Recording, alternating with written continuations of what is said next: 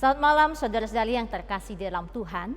Setelah beberapa waktu kita tidak dapat berdoa bersama-sama dalam persekutuan doa, kita sungguh bersyukur bahwa malam hari ini gereja dapat menghadirkan persekutuan doa online bagi kita semua sehingga kita dapat berdoa kembali bersama-sama. Mari kita akan memulai persekutuan doa kita malam hari ini dengan meneduhkan hati dan pikiran kita di hadapan Tuhan. Kita masuk di dalam doa. Bapa Surgawi, kami sungguh bersyukur kepadamu karena kasih dan anugerah Tuhan ada pada kami. Malam ini kami bersama-sama dapat berdoa dan mendengarkan kebenaran firman Tuhan. Kami menyerahkan waktu ini dalam tangan-Mu, Tuhan pimpin dan waktu yang singkat ini. Dalam nama Tuhan Yesus kami berdoa dan bersyukur. Amin. Indahlah saat berdoa, PPK 149, kiranya menggambarkan kerinduan kita untuk berdoa di hadapannya.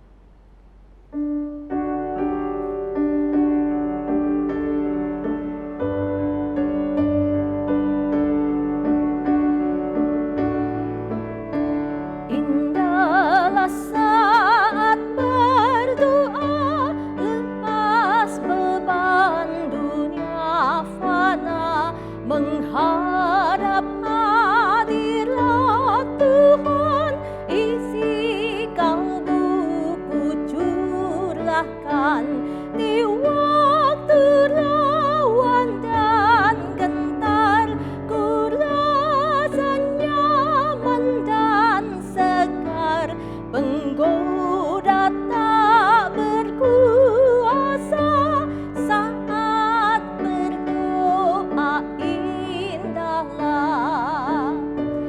Saat berdoa adalah saat yang indah, di mana kita dapat melepaskan segala beban di hadapannya, dikuatkan, diteguhkan, sekalipun di tengah-tengah banyaknya pergumulan. Mari kita nyanyikan bait keduanya. Indahlah saat berdoa. Indahlah saat berdoa, membawa nikmat bahagia. Betapa rindu hatiku menantikan saat itu. Dengan segera ku menyepi, hampiri Bapa abadi. Tentu ku lihat wajahnya saat berdoa. Indahlah. Mari saudara-saudara yang terkasih dalam Tuhan, kita akan menaikkan ucapan syukur kita kepada Tuhan. Saya mengundang setiap kita bisa bangkit berdiri. Kita bersyukur bahwa di malam ini ada kesempatan yang Tuhan berikan kepada kita untuk dapat bersekutu di dalam persekutuan doa setelah beberapa waktu tidak dapat dilaksanakan. Kita melihat pertolongan Tuhan sehingga gereja kita dapat memulai persekutuan doa online dan setiap kita dapat turut bersehati di dalam persekutuan ini. Mari kita buka suara, kita bersyukur kepadanya. Bapa, kami sungguh bersyukur melihat tuntunan dan pimpinan Tuhan bagi gereja Tuhan kami di tempat ini. Kami melihat bagaimana Tuhan menolong sehingga persekutuan doa online boleh mulai diadakan, memberikan satu dorongan dan satu kesempatan bagi setiap anak-anak Tuhan mengambil kesempatan bersekutu dalam persekutuan doa. Kami sungguh bersyukur Tuhan, setelah sekian lama kami tidak dapat berkumpul bersama dalam persekutuan doa, ada satu kesempatan yang baik Tuhan berikan sehingga kami dapat bersama-sama kembali bersekutu sekalipun melalui persekutuan doa online. Kami sungguh bersyukur Tuhan. Kami naikkan ucapan syukur kami di dalam nama Tuhan kami Yesus Kristus. Amin. Yang kedua, mari kita naikkan rasa syukur kita kepada Tuhan. Karena sekalipun di tengah-tengah pandemi, setiap kita masih diberikan kesempatan untuk menikmati hidup yang Tuhan berikan.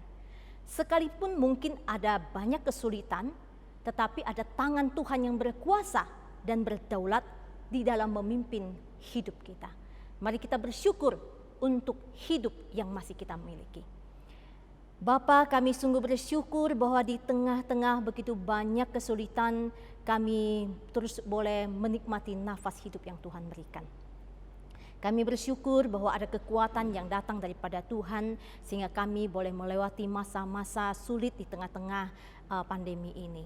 Kami menyadari bahwa banyak hal di luar kemampuan kami, tapi ada Tuhan yang berkuasa, ada Tuhan yang berdaulat atas hidup kami, sehingga kami percaya dan kami tahu bahwa kami tidak menjalani semuanya itu sendiri. Kami bersyukur bahwa nafas hidup yang kami miliki adalah dari Tuhan, sehingga kami boleh terus kuat untuk menjalani hidup kami bersama dengan Engkau. Kami bersyukur Bapa untuk pimpinan dan tuntunan-Mu. Dalam nama Tuhan Yesus kami berdoa. Amin. Jemaat persilakan duduk kembali. Mari kita juga tidak lupa bersyukur.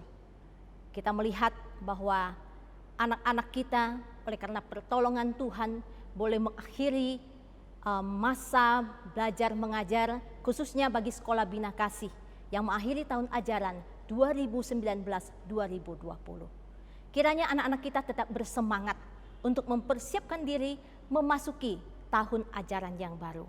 Demikian juga untuk setiap guru-guru dan juga setiap anggota yayasan terus boleh memikirkan bagaimana tahun ajaran di 2020 sampai 2021 nanti. Mari kita bersyukur kepadanya. Tuhan, kami sekali lagi juga boleh mengenaikan ucapan syukur kami ketika kami melihat tuntunan dan pertolongan Tuhan bagi anak-anak kami di dalam studi mereka. Kami bersyukur secara khusus juga untuk sekolah Bina Kasih yang boleh menyelesaikan tahun ajaran 2019-2020. Kami menyerahkan untuk setiap anak-anak, untuk setiap guru dalam mereka mempersiapkan tahun ajaran yang baru. Tuhan tuntun, Tuhan tolong. Biar mereka terus boleh tetap bersemangat untuk mengejar daripada ilmu dan juga untuk menambah prestasi dalam hidup mereka untuk mempermuliakan nama Tuhan. Kami menyerahkan Tuhan untuk anak-anak kami, untuk para staf guru, untuk seluruh anggota Yayasan Bina Kasih. Tuhan memimpin mereka mempersiapkan tahun ajaran yang baru 2020-2021 dengan baik. Ini doa kami di dalam nama Tuhan kami Yesus Kristus. Amin. Banyak hal yang terjadi di masa-masa ini. Kita butuh untuk terus menyadari bahwa ada Tuhan yang beserta dan berencana di dalam hidup setiap kita. Ajarlah kami untuk semakin mengenal kasih-Mu Tuhan. Bapa Surgawi, ajarku mengenal betapa dalamnya kasih-Mu.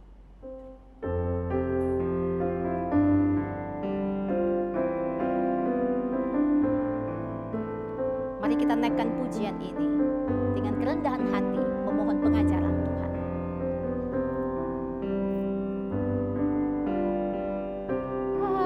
Surgawi, ajarku mengenal betapa dalamnya kasih-Mu.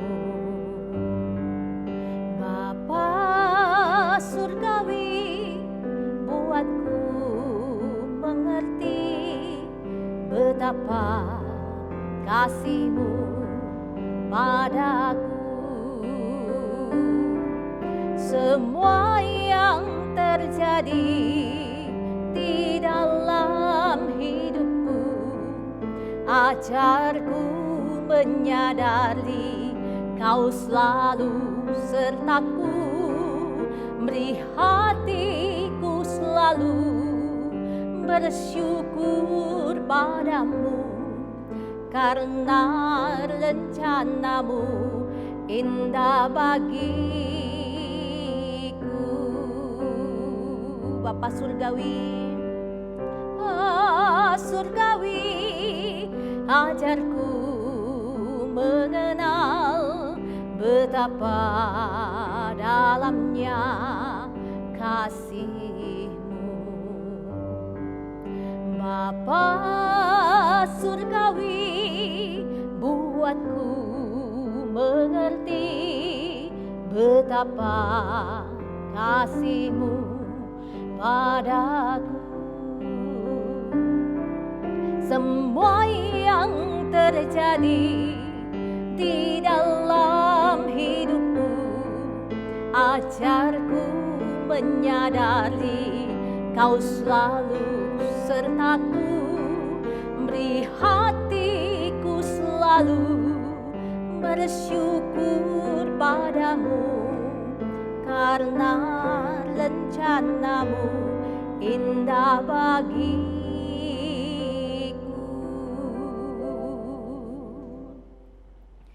Kita tahu dan kita percaya bahwa rencana Tuhan indah bagi setiap kita. Mari kita akan menaikkan pokok doa kita selanjutnya. Karena kasih dan anugerah Tuhan yang memimpin dan menolong para diaken, hamba Tuhan, dan para penata layan, sehingga pelayanan masih bisa terus dikerjakan. Mari kita terus mendukung mereka dalam doa. Kita berdoa bagi mereka sehingga Tuhan boleh memakai setiap individu bagi kemuliaan namanya di bagian masing-masing. Mengerjakan dengan sepenuh hati, mencurahkan segenap hati dan perhatian sehingga pelayanan bagi seluruh jemaat dapat terlaksana semakin baik. Mari kita bersama-sama kita berdoa untuk hal ini. Kami sungguh bersyukur Tuhan karena kasih dan anugerah Tuhan bagi gereja Tuhan dalam memimpin dan menolong para diaken, hamba Tuhan, dan setiap penata layan. Di bagian masing-masing terus boleh memikirkan yang terbaik, mengerjakan yang terbaik, sehingga pelayanan bagi jemaat Tuhan boleh dikerjakan. Kami menyadari Tuhan banyak hal yang masih kurang sempurna, tapi ada tangan Tuhan, ada pimpinan, ada tuntunan Roh Kudus menolong, sehingga pelayanan kami kerjakan. Kami sungguh rindu mendapat perkenanan di hadapan Tuhan, mempermuliakan nama Tuhan. Tuhan terus menuntun para penata layan, terus menuntun setiap daripada personil dan individu. Tuhan pakai mereka agar dalam pelayanan boleh mengerjakan dengan segenap hati. Dengan sepenuh kekuatan kami sungguh boleh memberikan perhatian yang baik agar pelayanan dapat dikerjakan semaksimal mungkin. Terima kasih Tuhan, kami menyerahkan setiap diri kami ke dalam tangan-Mu. Dalam nama Tuhan Yesus kami berdoa dan memohon. Amin. Selanjutnya kita juga menyadari bahwa memasuki masa kenormalan yang baru, ada banyak hal yang harus dipersiapkan oleh gereja dan semuanya itu harus dipertimbangkan dengan penuh hikmat dan bijaksana. Oleh karena itu mari kita doakan agar Tuhan memperlengkapi para diaken dan hamba Tuhan dengan hikmat dan kebijaksanaan. Hati yang sanggup menimbang dengan cermat agar dapat mempersiapkan segala sesuatu dengan sebaik-baiknya di dalam memasuki kenormalan yang baru ini. Mari kita buka suara, kita berdoa. Bapa di surga, kami juga menyadari bahwa banyak hal yang harus dipersiapkan untuk memasuki masa kenormalan yang baru, khususnya bagi gereja Tuhan di dalam mengadakan ibadah kembali. Banyak hal yang harus dipikirkan. Oleh karena itu kami memohon Tuhan memberi hikmat dan bijaksana surgawi bagi para diaken, bagi para hamba Tuhan untuk memikirkan, untuk mempertimbangkan dengan sebijaksana mungkin, secermat mungkin, mempersiapkan dari segala hal yang harus dibutuhkan untuk kembali beribadah. Kami menyerahkan bahkan sampai hal yang sedetailnya, hal yang kecil-kecil Tuhan, Engkau sendiri ikut campur tangan, Engkau boleh menolong sehingga semuanya dapat dipersiapkan dengan baik untuk memasuki masa ini. Tuhan, kami rindu Tuhan sendiri yang boleh menuntun berjalannya bagaimana kami memulai ibadah ini kembali. Tuhan yang boleh memberi hikmat, Tuhan yang boleh menolong. Ini doa kami Bapa, dalam nama Tuhan Yesus kami memohon. Amin. Kita nyanyikan lagu Bapa Surgawi, refnya saja. Semua yang terjadi di dalam hidupku, ajarku menyadari Kau selalu sertaku, beri hatiku selalu bersyukur padamu, karena rencanamu indah bagiku.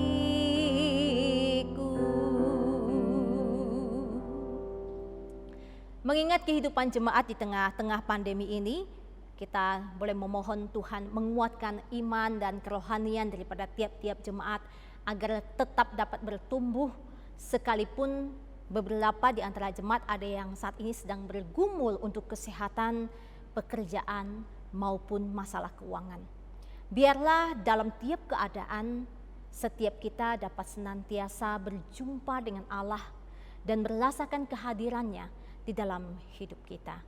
Mari kita doakan jemaat-jemaat Tuhan. Tuhan, kami saat ini juga boleh berdoa menyerahkan untuk setiap jemaat-Mu. Kami terus sadar bahwa di tengah-tengah pandemi ini banyak hal yang kami alami dan kami rasakan. Bahwa di saat-saat ini Tuhan, kami membutuhkan Engkau untuk terus mendorong kami untuk bertumbuh di dalam iman kerohanian kami. Bahwa tanpa Engkau, maka Tuhan, kami akan mengalami kesulitan. Tanpa pertolongan Roh Kudus, maka kami menjadi lemah. Tuhan, tolonglah kami, supaya sekalipun di tengah kesulitan hidup kami, iman kerohanian kami terus boleh dibangunkan, terus boleh bertumbuh, dan iman kami terus diteguhkan di dalam Engkau. Kami juga boleh berdoa. Kami menyadari bahwa ada jemaat yang saat ini bergumul untuk kesehatan mereka, bergumul untuk pekerjaan, bergumul untuk masalah keuangan. Kami tidak tahu Tuhan bagaimana kami dapat menolong mereka. Tapi Engkau Allah yang sungguh tahu, Allah yang penuh kuasa, dan tangan Tuhan yang kuat dan kekal itu tidak pernah terlambat untuk menolong umat-umat Tuhan. Oleh karena Tuhan, kami mempertaruhkan mereka dalam tangan kasih Tuhan. Saat iman kami bertumbuh di dalam Engkau, saat kami mengandalkan hidup kami bersama Engkau, dan kami boleh menjumpai Allah dalam kehidupan kami, tiap-tiap hari, tiap-tiap waktu, dalam tiap keadaan dan kondisi, kami sungguh merasakan kehadiran Tuhan di dalam hidup kami. Terima kasih Bapa untuk pertolongan dan penyertaan-Mu. Di dalam nama Tuhan Yesus kami berdoa bersyukur. Amin. Kita juga akan berdoa untuk saudara-saudari kita yang sedang sakit. Kita mau mendukung mereka secara khusus di dalam doa-doa kita. Yang pertama, kita akan berdoa untuk Liang Semu yang dalam masa pemulihan cacar api.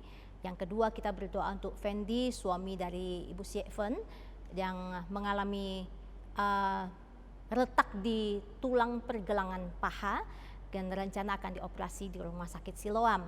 Yang ketiga, kita berdoa untuk Bapak Peter atau adik dari Pak Lukasim yang sakit asma dan saat ini pemulihan sehabis operasi tumor di kaki.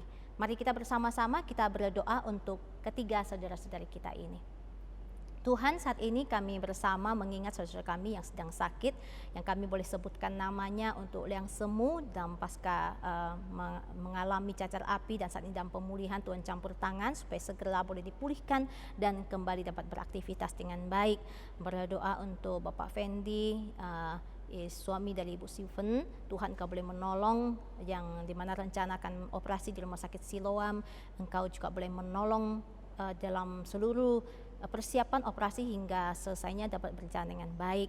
Menyerahkan untuk Pak Peter, adik dari Pak Lukas yang mengalami asma dan juga pasca operasi tumor di kaki, Tuhan juga boleh menolong sehingga dia boleh segera dipulihkan dan mereka semua boleh menerima kesembuhan yang daripada Tuhan. Terus boleh menguatkan iman mereka, memberikan mereka kekuatan untuk bertahan di tengah sakit dan untuk terus boleh melihat apa yang Tuhan ingin kerjakan di dalam kehidupan mereka. Sukacita yang daripada Tuhan tetap boleh tinggal sekalipun mereka harus mengalami sakit penyakit ini. Terima kasih Bapa, kami serahkan saudara kami ini dalam tangan-Mu. Demi nama Yesus Kristus kami berdoa. Amin. Yang terakhir, mari kita berdoa bagi bangsa dan negara kita Indonesia. Kiranya belas kasihan Tuhan boleh menolong bangsa kita, pemerintah kita agar dapat segera melalui pandemi ini. Mari kita buka suara berdoa bagi bangsa dan negara kita. Bapa di surga, kami bersyukur untuk bangsa dan negara yang Tuhan anugerahkan bagi kami. Sekali lagi Tuhan, kami mau berdoa bagi bangsa negara kami. Kami menyadari bahwa di tengah-tengah pandemi ini begitu banyak kesulitan yang hadir bagi bangsa ini. Tuhan, biarlah belas kasihan Tuhan boleh menolong agar pemimpin bangsa kami boleh memikirkan dan boleh mengeluarkan baik itu keputusan, kebijaksanaan yang baik untuk boleh mengatasi pandemi ini. Kami berdoa Tuhan, biarlah pandemi ini boleh segera berlalu dari bangsa kami, sehingga bangsa kami kembali boleh berjalan dengan baik dan normal. Dan juga setiap masyarakat boleh mengambil kesempatan untuk bertanggung jawab di dalam kehidupan mereka, sehingga bersama-sama kami boleh mengatasi dan melewati masa-masa sulit ini. Berkati bangsa negara kami Tuhan, di dalam nama Tuhan Yesus kami berdoa. Amin. Mari sebelum kita mendengarkan firman Tuhan yang akan disampaikan oleh penginjil Rio, kita naikkan satu pujian, Kan Guai Ciu. Kita mohon Tuhan memegang tangan kita.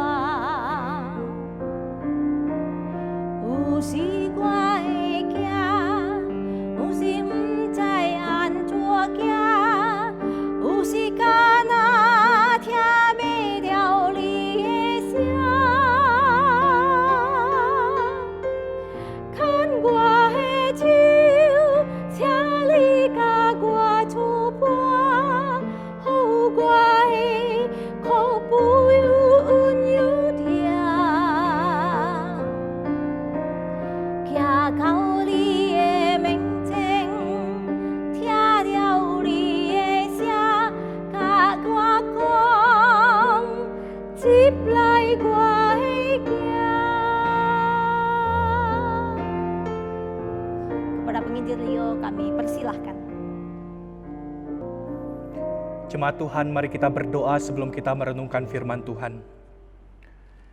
Kami bersyukur ya Tuhan, karena dalam hidup ini kami mengenal Tuhan yang benar, yaitu Tuhan Yesus yang menjadi juru selamat kami, yang memegang tangan kami melalui kondisi atau situasi apapun. Tetapi kami sadar ya Tuhan bahwa iblis tidak pernah suka ketika kami mengenal Engkau, ketika kami hidup dekat dengan Engkau. Iblis selalu berusaha menarik kami agar jauh dari Tuhan, memanfaatkan situasi-situasi kami agar kami tidak lagi percaya bahwa Tuhan itu baik. Karena itu ya Tuhan, di tengah kondisi seperti ini, kami perlu firman-Mu yang mengarahkan iman kami sekali lagi kepada Tuhan, agar dalam kondisi apapun kami tetap percaya dan beriman kepada Tuhan. Buka hati kami untuk menerima kebenaran firman-Mu ya Tuhan. Dalam nama Tuhan Yesus kami berdoa. Amin. Shalom Bapak Ibu Saudara yang dikasihi Tuhan. Hari ini saya mengajak kita merenungkan sebuah tema firman Tuhan, yaitu iman di tengah krisis. Bapak Ibu Saudara, di tengah-tengah masa-masa yang sedang kita alami saat ini, atau masa yang bisa saya katakan sebagai sebuah krisis, izinkan saya bertanya kepada kita semua, apa yang paling kita butuhkan di tengah-tengah masa krisis ini? Apa yang paling kita butuhkan di tengah-tengah masa krisis ini? Apakah uang? Apakah jabatan? Apakah kedudukan? Apakah rumah yang nyaman dengan segala harta bendanya? Bapak Ibu Saudara, saya yakin dalam momen-momen krisis ini kita dibuat berpikir ulang bahwa apa yang dulu kita anggap penting, apa yang dulu kita kejar mati-matian dalam hidup kita, pada akhirnya ketika krisis itu datang menjadi tidak terlalu penting lagi bagi kita. Karena yang terpenting adalah kita fokus menjaga diri kita fokus menjaga keselamatan hidup kita masing-masing. Pada akhirnya, apa yang dulu kita kejar habis-habisan tidak dapat menyelamatkan hidup kita, tidak dapat menjamin bahwa kita bisa lepas dari krisis yang sedang kita alami.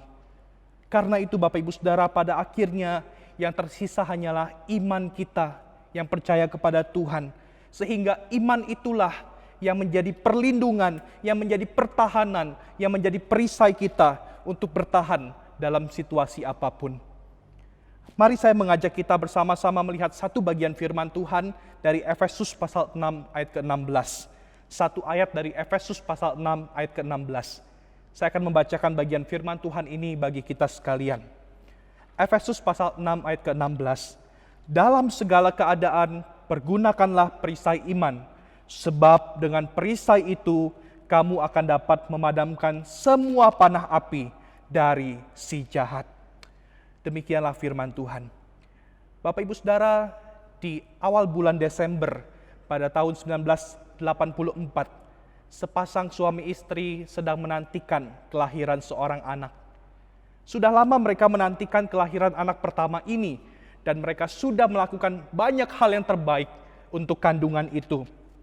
Tibalah hari kelahiran itu, tepatnya pada tanggal 4 Desember 1984. Mereka sudah berharap akan lahir seorang anak laki-laki yang lucu dan sehat. Tetapi Bapak Ibu Saudara, ternyata harapan mereka tidak terjadi. Malahan yang lahir adalah seorang anak laki-laki tanpa dua lengan dan tanpa dua kaki. Hanya ada sisa dua jari kecil di bagian paha sebelah kanan. Bapak Ibu Saudara, sang anak laki-laki yang diharapkan lahir dengan sehat, ternyata terlahir dengan sebuah sindrom yang bernama tetraamelia. Sebuah sindrom di mana bayi itu lahir tanpa kedua tangan dan tanpa kedua kaki. Hancurlah harapan pasangan suami istri ini, Bapak Ibu Saudara. Bahkan ketika melihat sang anak itu, istri itu berkata, "Singkirkan dia, aku tidak mau melihatnya."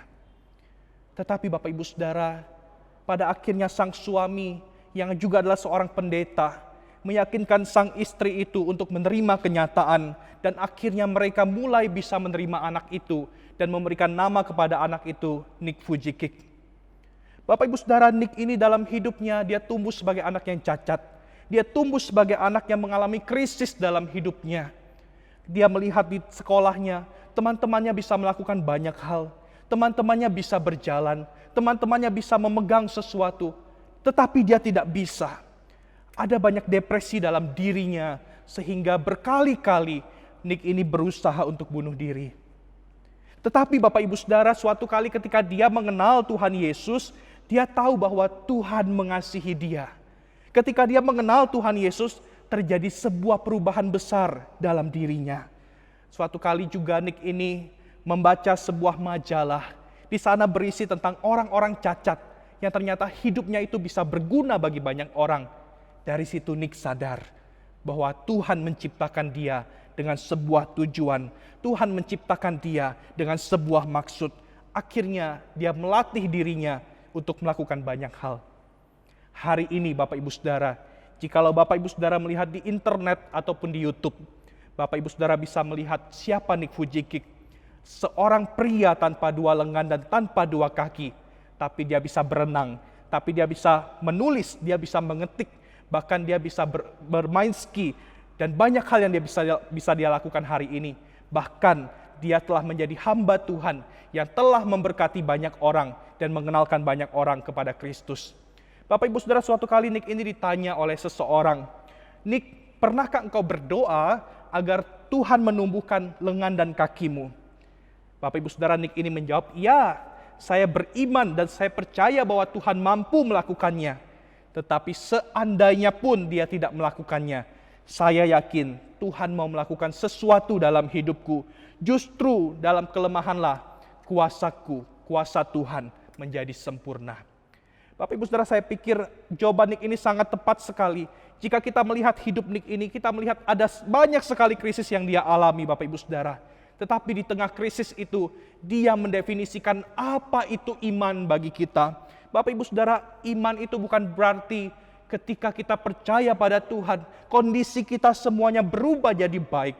Tetapi iman itu adalah tetap percaya pada Tuhan, meskipun kondisinya kurang baik. Saya ingat sebuah kutipan Bapak Ibu Saudara tentang iman yang berkata seperti ini, "Faith doesn't always mean that God changes your situation. sometimes it means He changes you. Iman itu tidak berarti Tuhan mengubah situasi-situasi buruk dalam hidup kita. Tetapi iman itu berarti terkadang Tuhan mau mengubah hidup kita lewat situasi-situasi yang kita alami. Bapak Ibu Saudara, jika kita melihat kembali dari hidup Nick ini, ketika dia beriman kepada Tuhan, apakah tiba-tiba situasi hidupnya berubah? Apakah tiba-tiba dia punya 2 lengan dan 2 kaki? Tidak, Bapak Ibu Saudara. Tetapi apa yang berubah ketika dia percaya pada Tuhan? Yang berubah adalah hidupnya. Hidupnya diubahkan oleh Tuhan dari tidak punya pengharapan menjadi hidup yang punya pengharapan. Bapak Ibu Saudara, itulah iman. Dan iman seperti inilah yang perlu kita miliki di tengah-tengah krisis. Bapak Ibu Saudara, mengapa kita perlu iman yang seperti ini? Sebab kita perlu sadar bahwa dalam hidup kita selalu berhadapan dengan iblis. Iblis itu sangat luar biasa cerdas. Dia bisa menggunakan keadaan-keadaan negatif di sekitar kita, krisis-krisis di sekitar kita, untuk membuat kita tidak lagi percaya pada Tuhan. It's okay, it's normal kalau kita tidak percaya pada Allah. Ingat Bapak Ibu Saudara, ketika iblis menggoda Hawa di dalam Taman Eden, iblis itu berusaha meyakinkan Hawa, tidak apa-apa kamu makan buah itu. Tuhan aja yang gak kasih tahu kamu, kalau kamu makan, kamu akan jadi seperti Tuhan. Iblis membuat seakan-akan terlihat normal semuanya, tidak ada masalah. Dan di tengah kondisi seperti itu Bapak Ibu Saudara, iblis membuat Hawa tidak lagi percaya kepada Tuhan. Sama halnya pula dengan hidup kita Bapak Ibu Saudara.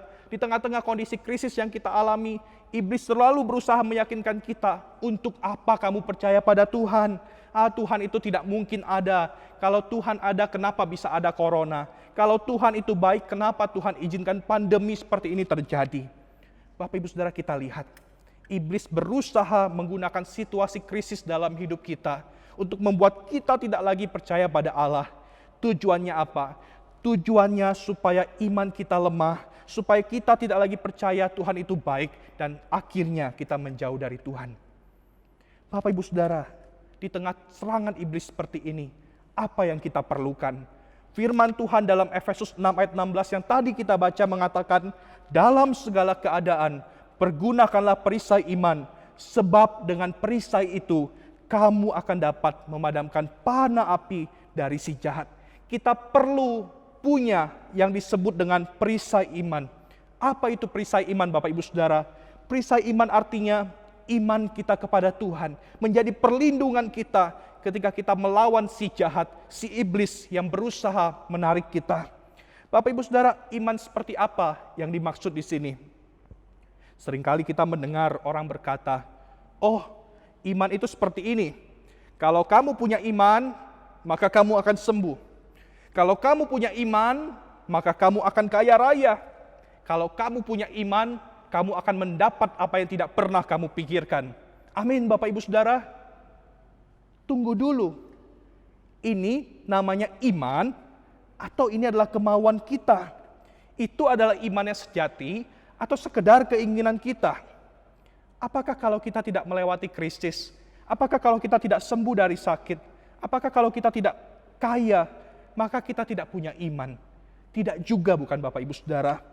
Suatu kali ada sebuah cerita Bapak Ibu Saudara, seorang ibu yang buta, ibu ini sudah gerah dengan kalimat-kalimat, kalau engkau punya iman, maka engkau akan sembuh. Kalau engkau punya iman, engkau akan bisa melihat kembali. Bapak Ibu Saudara, ibu ini sangat sedih sekali mendengar perkataan seperti itu. Suatu kali dia mendengar radio, di sana ada seorang pendeta yang sedang bertanya jawab melalui telepon. Ibu ini dia memberanikan diri untuk bertanya kepada sang pendeta itu. Dia berkata demikian kepada sang pendeta itu, Pak Pendeta, saya ini buta dan memang dari lahir saya sudah buta.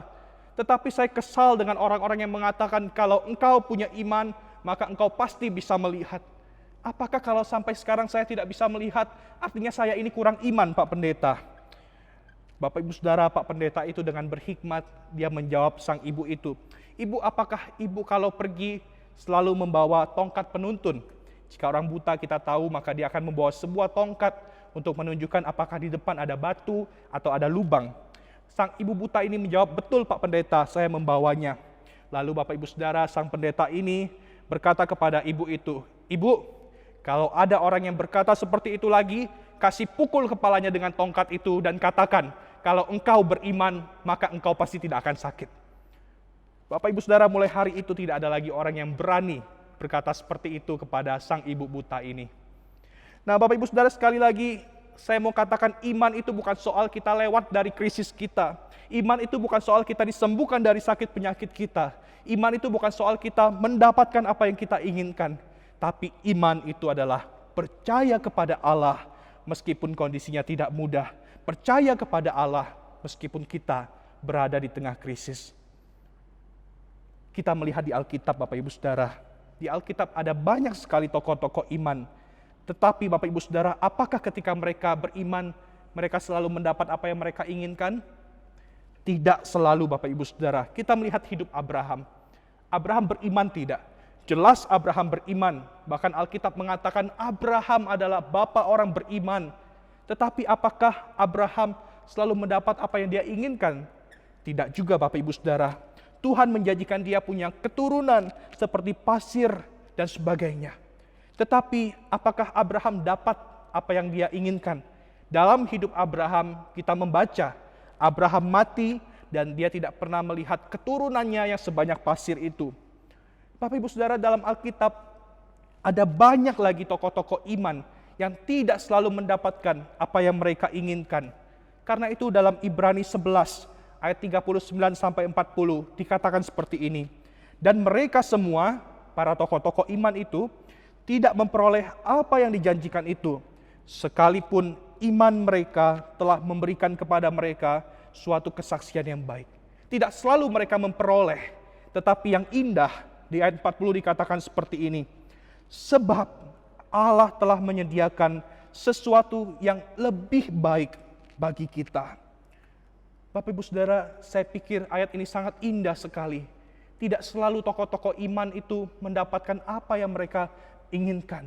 Tetapi firman Tuhan mengajarkan bahwa Allah menyediakan sesuatu yang lebih baik bagi kita.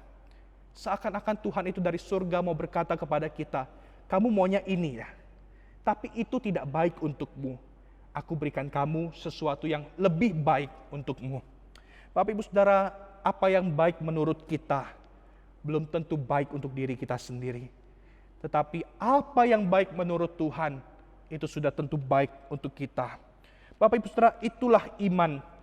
Meskipun kondisi kita tidak baik, kondisi kita sedang berada dalam krisis, iblis berusaha terus menyerang kita, tetapi kita tetap percaya pada Allah. Kita tetap bersandar kepada Allah dan percaya bahwa Tuhan tidak mungkin salah. Bapak Ibu Saudara, di tengah-tengah masa pandemi yang kita alami ini, yang mana ini pun merupakan masa-masa krisis, apakah kita tetap percaya kepada Allah? Tetapkah di tengah kesulitan kita, kita percaya Allah menyertai kita? Pada faktanya Allah itu tetap baik, dan pada faktanya Allah itu tetap selalu baik. Masalahnya adalah kita, Bapak Ibu Saudara, yang seringkali gagal untuk beriman kepada Tuhan. Sehingga kita tidak sungguh-sungguh percaya kepada Allah dalam kondisi krisis. Akibatnya iblis berusaha menyerang kita dan iman kita jatuh. Bapak Ibu Saudara, jangan biarkan iblis menyerang kita. Tetaplah percaya kepada Allah apapun yang terjadi, apapun krisis yang kita hadapi. Saya ingat sebuah kisah dari Alkitab tentang Sadrak, Mesak, dan Abednego, Bapak Ibu Saudara. Ketika Raja Nebukadnezar mengancam mereka, jika kalian tidak menyembah patung emas yang aku dirikan, maka kalian akan dibuang ke dalam perapian yang menyala-nyala. Bapak Ibu Saudara, di tengah-tengah ancaman seperti ini yang tentu adalah sebuah krisis yang dihadapi Sadrak, Mesak, dan Abednego. Tetapi apa yang jadi respon mereka? Yang luar biasa, mereka menjawab seperti ini, Bapak Ibu Saudara. Jika Allah kami yang kami puja sanggup melepaskan kami, maka Ia akan melepaskan kami dari perapian yang menyala-nyala itu dan dari tangan-Mu ya Raja. Tetapi seandainya tidak, hendaklah Tuanku mengetahui ya Raja, bahwa kami tidak akan memuja dewa Tuanku dan tidak akan menyembah patung yang Tuanku dirikan. Bapak Ibu Saudara, inilah iman. Meskipun Tuhan tidak menolong mereka sekalipun, mereka tetap percaya bahwa Allah dalam kendali. Mereka percaya tidak Allah berkuasa. Mereka percaya tidak Allah mampu menolong mereka. Tentu mereka percaya. Tetapi mereka katakan sekalipun Tuhan tidak menolong mereka, mereka tetap percaya kepada Allah. Bapak Ibu Saudara, inilah iman. Kita yakin bahwa Tuhan sanggup menolong hidup kita. Tapi walaupun Tuhan tidak menolong hidup kita, kita percaya ada maksud Tuhan, ada rencana Tuhan yang ingin Dia nyatakan bagi kita. Sehingga ketika iblis menyerang kita dengan pikiran-pikiran yang negatif, kita tidak terserang dan kita tetap percaya bahwa Tuhan memegang kendali. Bapak Ibu Saudara, saat Tuhan Yesus berada di dunia, Kristus pun memberikan teladan iman itu kepada kita. Bapak Ibu Saudara, ketika Yesus bergumul di Taman Getsemani, saya yakin ini adalah sebuah peperangan yang sangat luar biasa. Bahkan Lukas pasal 22 ayat 44 mencatat, ia sangat ketakutan dan makin bersungguh-sungguh berdoa. Peluhnya menjadi seperti titik-titik darah yang bertetesan ke tanah. Bapak Ibu Saudara, jika Yesus mengikuti keinginan dirinya, Yesus tahu bahwa dia akan mengalami sesuatu yang sangat berat, yaitu perpisahan dengan Allah karena menanggung dosa manusia. Yesus tahu perpisahan dengan Allah itu tidak mudah. Karena itu Yesus berdoa, "Ya Bapakku, jikalau sekiranya mungkin, biarlah cawan ini berlalu daripadaku." Bapak Ibu Saudara, jika Bapak Ibu Saudara pernah menyaksikan film Passion of the Christ, maka pada saat Yesus berdoa di Taman Getsemani itu digambarkan iblis menggoda dia. Iblis mengatakan, "Apakah engkau yakin? Engkau mau terus? Begitu menyakitkan, begitu pedih. Yakinkah engkau masih mau melanjutkan?" Tetapi Bapak Ibu Saudara, Yesus tahu bahwa dia harus menggenapi kehendak Bapanya. Dia sepenuhnya percaya kepada kehendak Bapanya. Karena itu dia katakan, "Bukan sebagaimana yang aku kehendaki, tetapi sebagaimana yang engkau, Bapa, kehendaki." Dalam film Passion of the Christ, Bapak Ibu Saudara, sehabis Yesus mengatakan itu, Yesus digambarkan menginjak kepala dari ular itu.